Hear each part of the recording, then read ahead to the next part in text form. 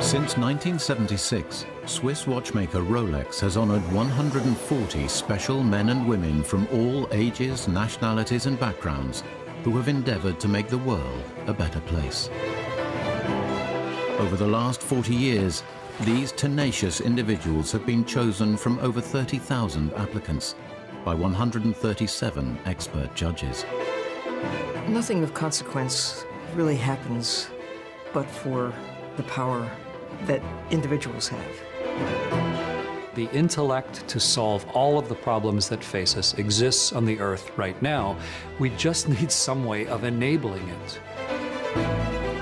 This is really a prize that helps people to come out and put forward their best ideas, as opposed to the work that has already been done. Rolex is trying to encourage these entrepreneurs and release them to the world and to be a role model also to inspire another generation. These people have explored the unknown, fought for the endangered, empowered the powerless, created the technologies of tomorrow, and preserved our collective past. The laureates of the Rolex Awards for Enterprise.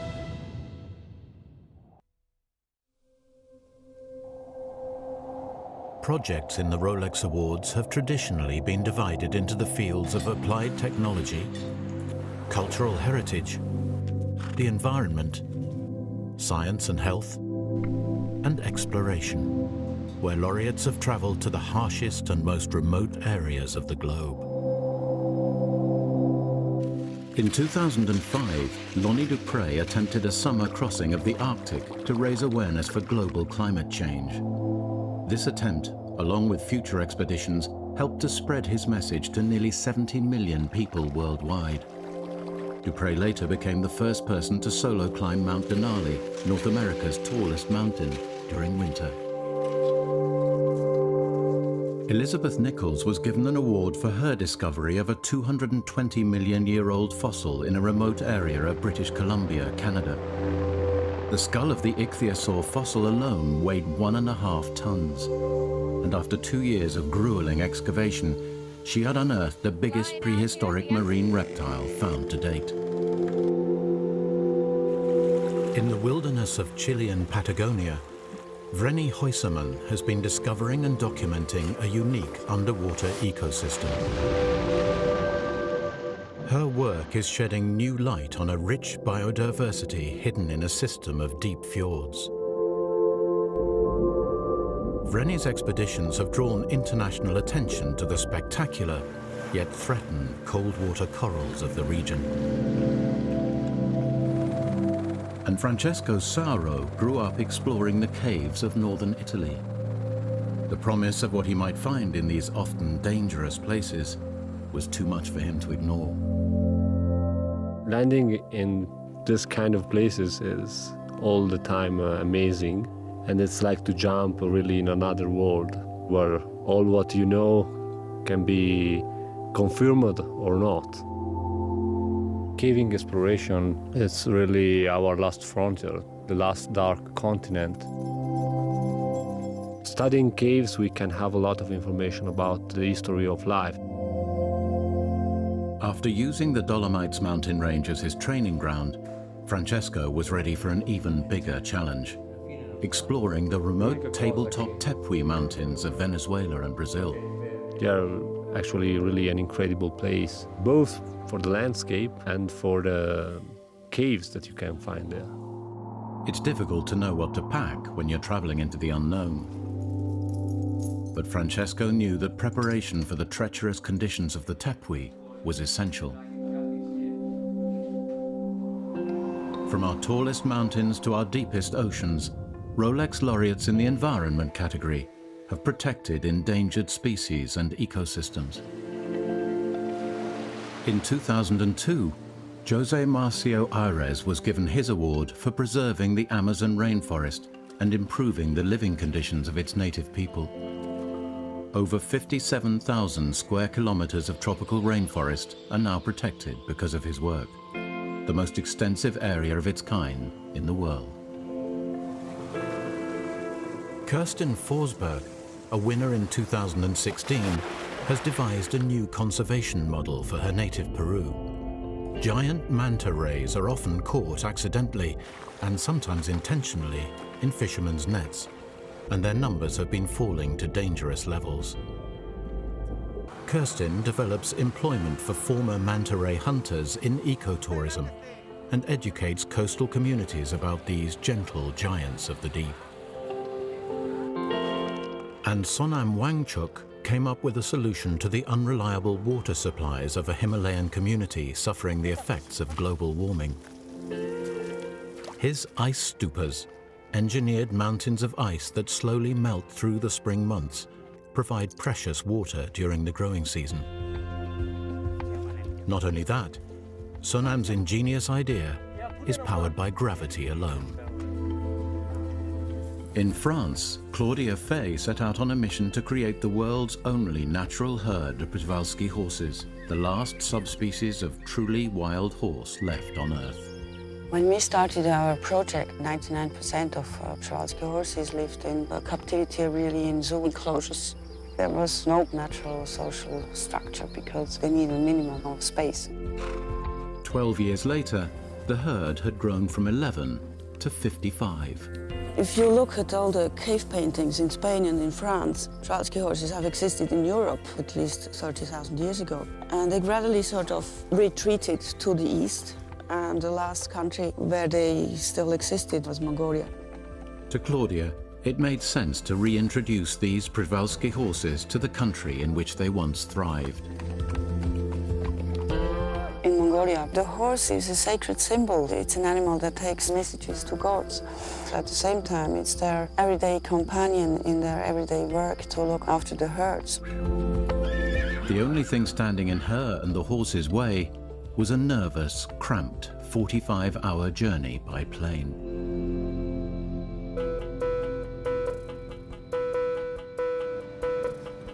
The Applied Technology category of the Rolex Awards for Enterprise has included ideas based on traditional knowledge as well as cutting-edge engineering.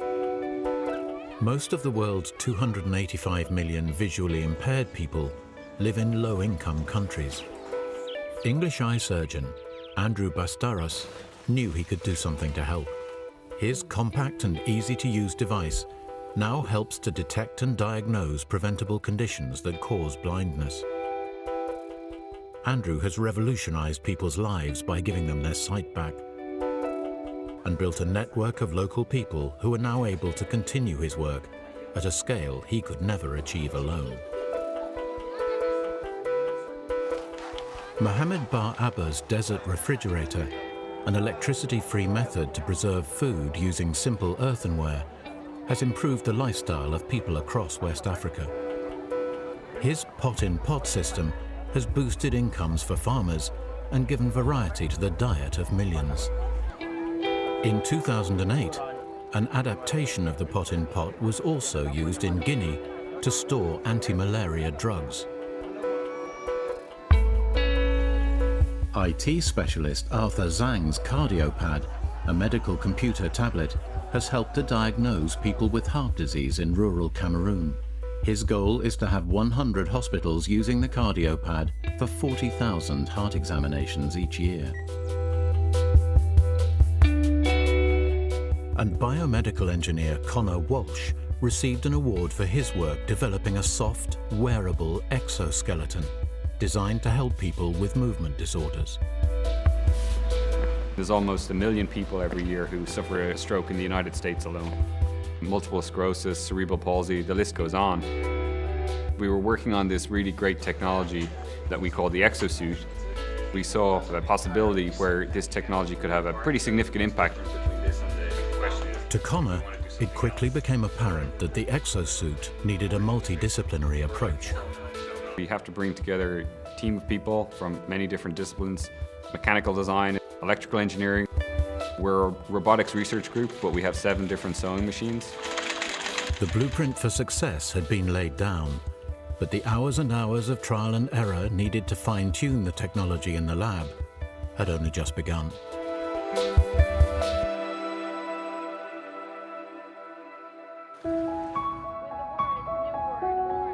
Since 1976, science and health has been an important part of the awards.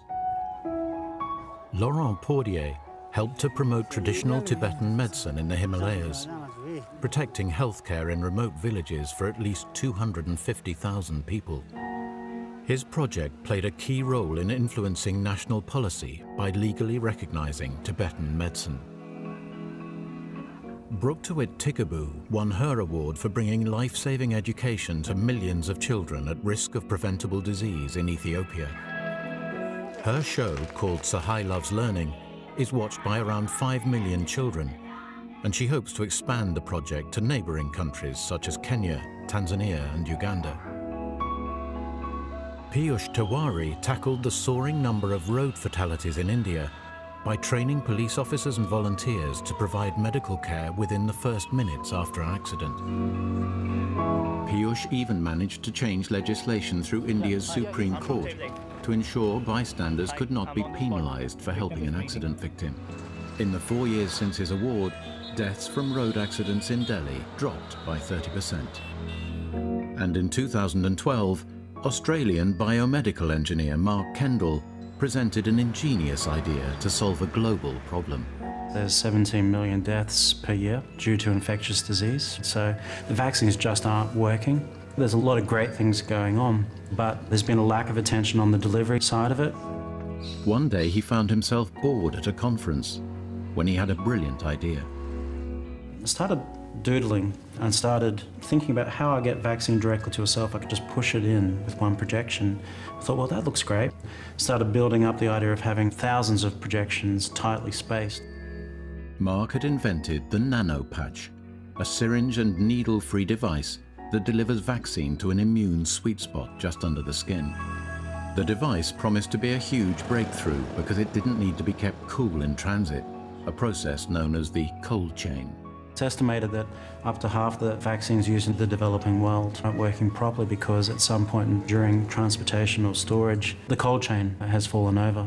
But with the nanopatch, it's dry. It doesn't need refrigeration. Mark knew the idea worked on paper, but how would the nanopatch cope in the unforgiving tropical environments where it was needed most? The Rolex Awards also support people who are working to preserve cultural heritage. Without them, traditional techniques, ancient monuments, and knowledge developed over millennia would be lost forever. Kikuo Morimoto's mission was to save the art of Cambodian ikat textiles. The now thriving industry supports a new settlement with 150 permanent residents and a school for 50 children. Morimoto's vision of nurturing 99 mulberry trees to feed silkworms has been so successful that there are now 4,000 trees. In Jordan, Tal al-Akashe was conserving the iconic 2,500-year-old city of Petra. His determination to create 3D images of these archaeological treasures has resulted in a priceless database, which will help protect the site from erosion and tourism. Chanda Shroff has empowered over 22,000 women across the isolated Indian region of Kutch to earn a sustainable income from beautiful traditional embroidery. And in Bangladesh, Runa Khan wanted to rescue a tradition disappearing from the nation's waterways. Bangladesh is a country of rivers. In some way or the other, more than 60% of the people are in some way relying on the rivers. In the Ganges-Brahmaputra Delta, the quantity and variety of the boats of Bangladesh is second to none. It is the largest fleet of inland boats in the world today.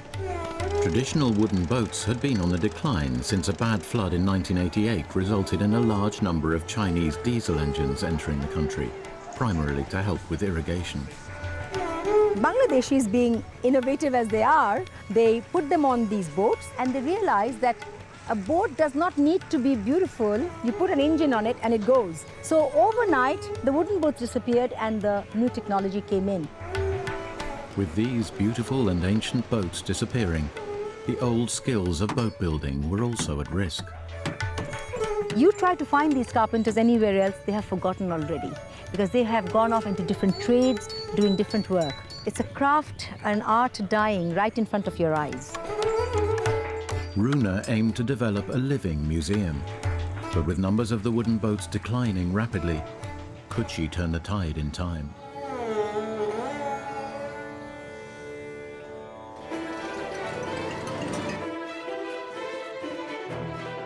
Laureates of the Rolex Awards are often selected for their ability to develop a solution to a common problem. Jury members over the years have chosen individuals from a vast range of disciplines and have concentrated on encouraging new ideas rather than rewarding past achievements. You are coming with something very novel and it's difficult to achieve. You need to have huge passion because you believe this is an amazing idea and you can do anything for it, and confidence.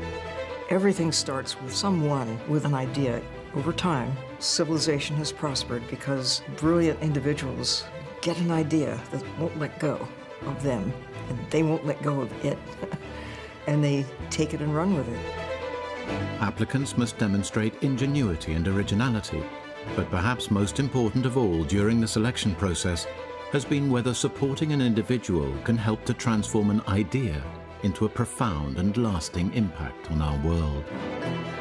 What I was looking for was a personality and a set of innate skills that would allow the drive to accomplish something significant, something remarkable, something great.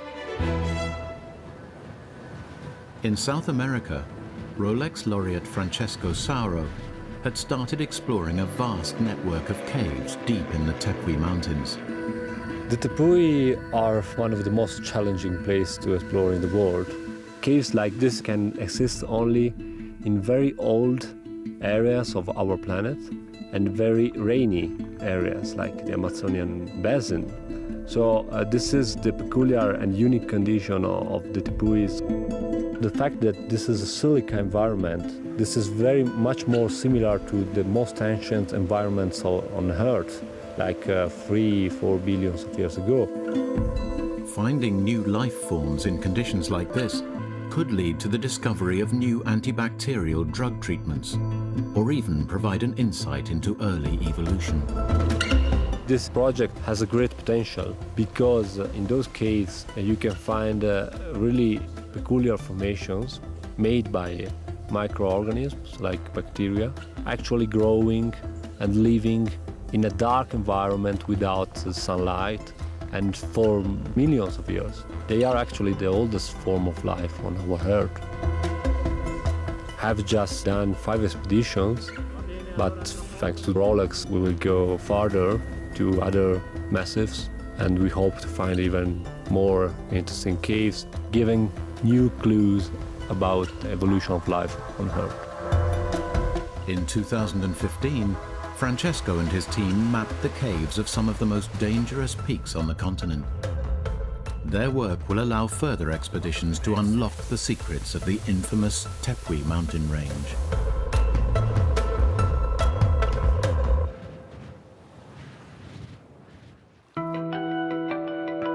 In Boston, Connor Walsh and his team had been developing his exosuit.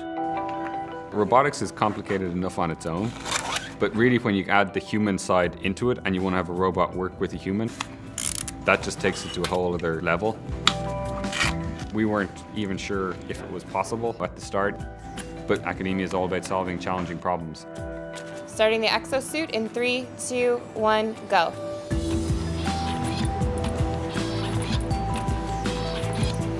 Connor is taking huge steps to overcome the biggest challenge in biomedical engineering, marrying robotics with the subtlety and complexity of human movement. Positive effects of that are... With the exosuit, it can supplement a person's muscles to allow their joints to move in a more normal way.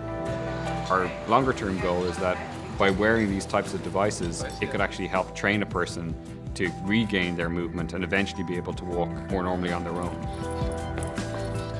We're now at the refined prototype stage where we can have a patient wear all the different components of the system, and the next step then will be to take that system and get it to the point where it can really get used in clinics around the world.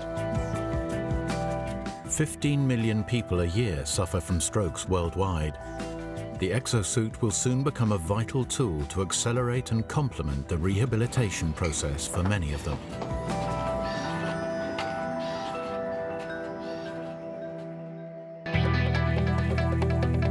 In 2004, Claudia Fay received her award for an audacious plan to reintroduce the iconic Przewalski horse to their ancient homeland of Mongolia. Claudia and her team were worried. A cramped 45-hour plane journey was a long way from the freedom of the French countryside. The challenge was to get all 12 horses to their new home in good health. Locals watched nervously as the crates were opened.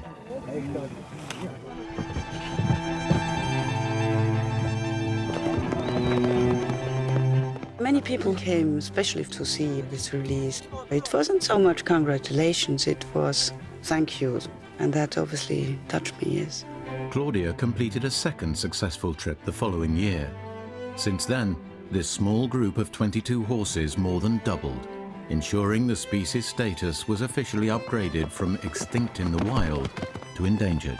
What we are trying to do is save a species. Saving a species means that it should live on for the next 60 million years. So this is the start of the project. It's not the end of a project. Claudia still organizes community events with school children and local herders, ensuring her conservation message continues. I hope, because in Mongolia it's a symbol species, I think it will make a contribution through the publicity we get to saving other species as well. Her story shows how one determined individual can help preserve a part of our natural world for generations to come. In 2006, the Rolex Awards for Enterprise helped Runa Khan on her quest to preserve the traditional boats of Bangladesh. By making scale models using the same techniques as the real boats, Runa found a fast and low-cost way to preserve techniques and designs. They couldn't be models, they had to be small replicas built by carpenters, the blacksmith, the sail makers, and the rope makers who make the big boats. For example, little planks are bent over fire. They're joined with handmade small little staples and nails. So the technology is created in these little boats.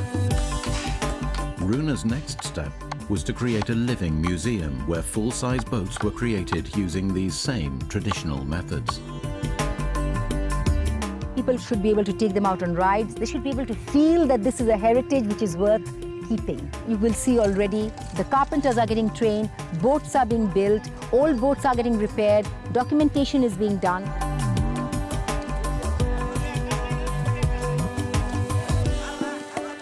The museum aimed not only to maintain these traditions, but to empower the artisans who for generations have worked on perfecting their craft.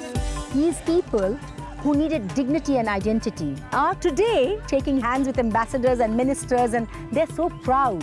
Aid is a very one-way traffic. If you can synergize it with cultural preservation, it gives so much dignity to the people that whatever you put to them, it becomes sustainable. And we are providing livelihoods for the carpenters and their families. And this is a very powerful tool for any development. Runa has painstakingly documented the construction techniques for over 80 boats so far. She has since toured her models around the world and has elevated these once humble craft from near extinction to an internationally recognized treasure.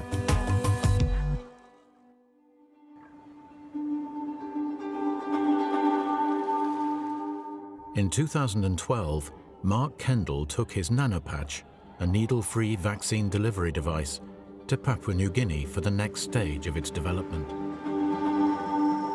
The Rolex project allows us for the very first time to apply the nanopatch to the developing world. It's a way of getting it to the people that need it the most quickly. Most syringe-based vaccines rely on a costly and impractical refrigerated supply route known as the cold chain. Mark needed to see if his nanopatch could survive the heat and humidity of the region. We have packaged nanopatches with the vaccine on them that are seeing that temperature and humidity, and we'll go back to the lab and test how well that vaccine's kept.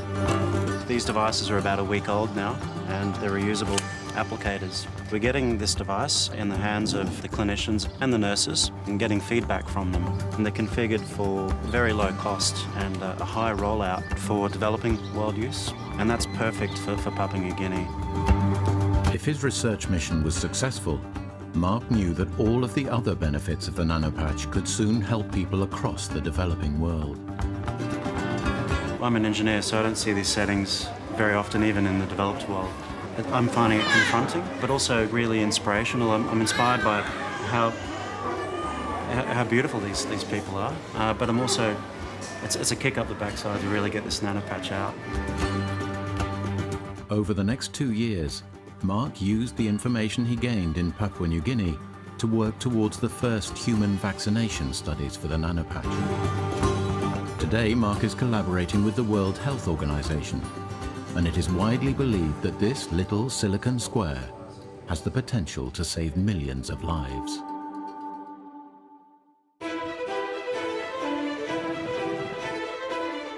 The Rolex laureates are all exceptional in their individual fields, but they have much in common. Their energy, knowledge, and creativity is helping to inspire people and make the world a better place. It is encouraging to see the quality and the diversity of brilliant thoughts and ideas and people who have that fire that you know it takes to make something really good happen. Projects that have won awards have benefited millions of people through scientific innovations, protecting endangered species and ecosystems, exploring new frontiers, reviving time-honored practices, and protecting forgotten peoples. They have provided safe, affordable water, energy, shelter, food, medicine, and healthcare in developing countries. To me, any program that enables and encourages people to reach their limit, I think it's a wonderful thing to be part of. These are people who are reaching out, taking great risks. When you start to look deeply, you find remarkable courage to push the frontiers of practice. And that's what I consider the spirit of enterprise to be. Over the last 40 years, the Rolex Awards for Enterprise honored these special individuals whose unconventional and groundbreaking ideas have changed the world.